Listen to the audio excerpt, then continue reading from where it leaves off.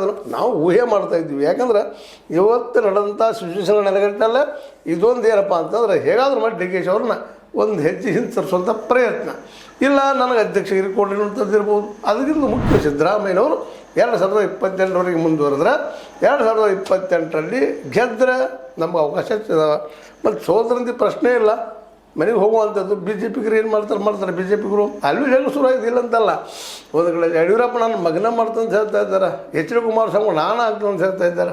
ಅಲ್ಲೂ ಈ ಮುಖ್ಯಮಂತ್ರಿ ಸ್ಥಾನದ ತಿಕ್ಕಾಟ ನಿಂತಿಲ್ಲ. ಅದೇನೂ ಇರಲಿ. ಇಲ್ಲಿ ಮಾತ್ರ ಈಗ ಹೋಗಿರೋದು ಸತೀಶ್ ಅವರು ಮತ್ತು ಇವತ್ತು ಕೆ ಎನ್ ರಾಜನ್ ಅವರು ಹೋಗಿರೋದು ಏನಪ್ಪ ಅಂತಂದ್ರೆ ಅದೇನೂ ಆಗಲಿ ಏನು ಬೇಕಾದಾಗಲಿ ಇವತ್ತು ಅನ್ನುವಂಥ ಸ್ಥಿತಿಯಲ್ಲಿದ್ದಾರೆ ಮಾನಸಿಕವಾಗಿ.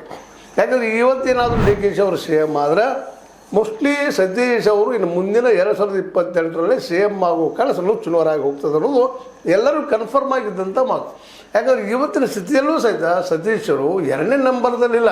ಇದನ್ನು ನಾವು ನೋಡ್ತಾ ಇದ್ದೀವಿ. ಯಾವುದೇ ಒಂದು ಅಡ್ವರ್ಟೈಸ್ಮೆಂಟ್ ಇರಲಿ ಏನೂ ಇರಲಿ ಎಂಥ ಪರಿಸ್ಥಿತಿಯಲ್ಲಿ ನೋಡಲಿ ಎಲ್ಲ ಕಡೆಯೂ ನಾವು ನೋಡ್ತಾ ಇದ್ದೀವಿ. ಅಡ್ವರ್ಟೈಸಲ್ಲಿ ಇಬ್ಬರದೇ ಇರ್ತದೆ ಮೇಲೆ ಒಬ್ಬರು ಸಿದ್ದರಾಮಯ್ಯ ಇನ್ನೊಬ್ರು ಡಿ ಕೆ ಶಿ.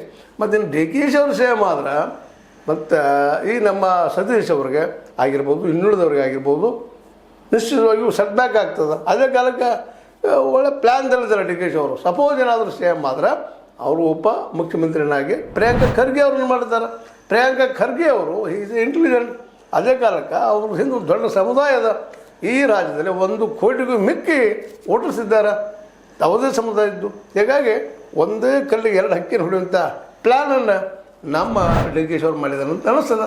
ಅದೇ ಕಾಲಕ್ಕೆ ಉಪಮುಖ್ಯಮಂತ್ರಿಯಾಗಿ ನಮ್ಗೆ ಇವ್ರನ್ನೂ ಮಾಡ್ಬೋದೇನೋ, ಇನ್ನೊಬ್ಬರು ಪರಮೇಶ್ವರ್ ಅವರನ್ನು ಸಹಜವಾಗಿ ಸತೀಶ್ ಅವ್ರನ್ನ ಬದಿಗೆ ಸರಿಸುವಂಥ ಪ್ಲ್ಯಾನ್ ಇರ್ಬೋದು.